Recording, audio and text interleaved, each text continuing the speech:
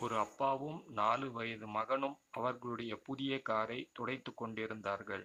அப்போது சிறுவன் ஒரு சிறிய கல்லை எடுத்து காரின் கதவு பக்கத்தில் சுரண்டிக் கொண்டிருந்தான். சத்தத்தைக் கேட்ட அப்பாவுக்கு கோபம் தலைக்கேறியது.